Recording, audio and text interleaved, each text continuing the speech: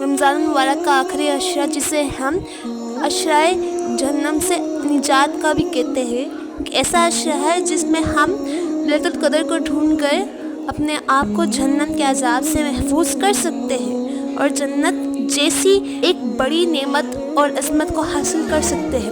لیکن وہ کیسے؟ اگر ہم جانیں تو رمضان کا مہینہ بابرکتوں والا ہے، جس میں اللہ کی رحمتوں کا نزول وقتاً فوقتاً ہوتا رہتا ہے۔ اگر ہم دیکھیں کہ آخری عشرے میں ایسا کیا ہے، تو آخری عشرے میں آپ کو ایک خزانہ مل سکتا ہے جسے ہم لیلۃ القدر کہتے ہیں۔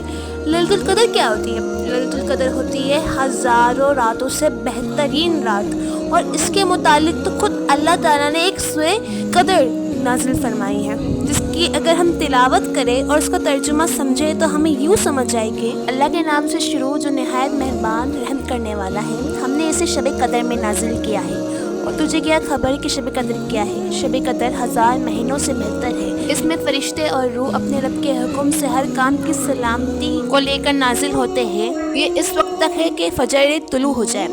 اگر ہم اس کے آیت کے کانٹیکسٹ میں دیکھیں اور اس کے متعلق بات کریں اور معلومات حاصل کریں، تو ہمیں معلوم ہوگا کہ اللہ نے مسلمانوں کے لیے ایک بہت خاص شب نکالی ہے، اور ایک شب ایک دن میں نہیں بلکہ 5 راتوں میں مسلسل آتی ہے۔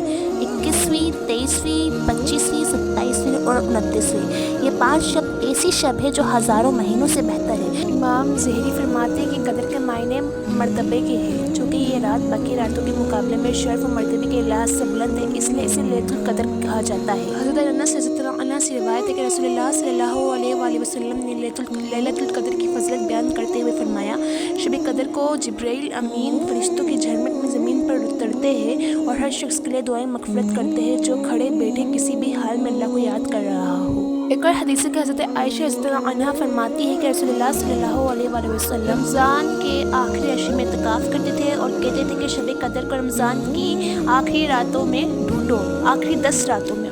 ان احادیث مبارک اور قرآن پاک کی سورہ قدر سے ہم نے لیلۃ القدر کے متعلق جانا ہوگا کہ یہ رات کتنی بابرکت ہے۔ تو اس رات کو جب آپ پا لیں نا، جب آپ اس رات تک پہنچ جائے، 21ویں، 23ویں، 27ویں، 25ویں، تو اس کو ضائع نہ کریں، بلکہ ہم سب کے لیے بہت دعائیں کریں، اس میں نوافل پڑھیں، اس میں صدقہ خیرات کریں، اس میں اللہ تعالیٰ کو سب سے زیادہ یاد کریں۔ اور ساتھ ایک اور میں آپ کو دعا شیئر کرتی ہوں اس آخری عشرے کی۔ حضرت عائشہ رضی اللہ عنہا سے مروی ہے کہ میں نے رسول اللہ صلی اللہ علیہ وآلہ وسلم سے عرض کیا کہ شب قدر کا کیا وظیفہ ہونا چاہیے، تو آپ صلی اللہ علیہ وآلہ وسلم نے ان الفاظوں کی تلقین کی، اے اللہ تو معاف کر دینے والا اور معافی کو پسند فرمانے والا ہے، بس مجھے بھی معاف کر دے۔ تو ہمیں سب سے زیادہ یہ دعا پڑھنی چاہیے اور اپنی خیر و برکت اور مغفرت کے لیے دعا کرنی چاہیے۔ اللہ تعالیٰ ہمیں رمضان کے اس آخری عشرے میں شب قدر کو ڈھونڈنے والوں میں سے بنائے اور ہماری خوب مغفرت فرمائے۔ پھر ملتے ہیں ایک الگ ویڈیو کے ساتھ، انفارمیٹیو ویڈیو کے ساتھ۔ آپ مجھے بھی دعا میں یاد رکھیے گا اور اپنے تمام مسلمان بہن بھائیوں کو بھی۔ اللہ حافظ۔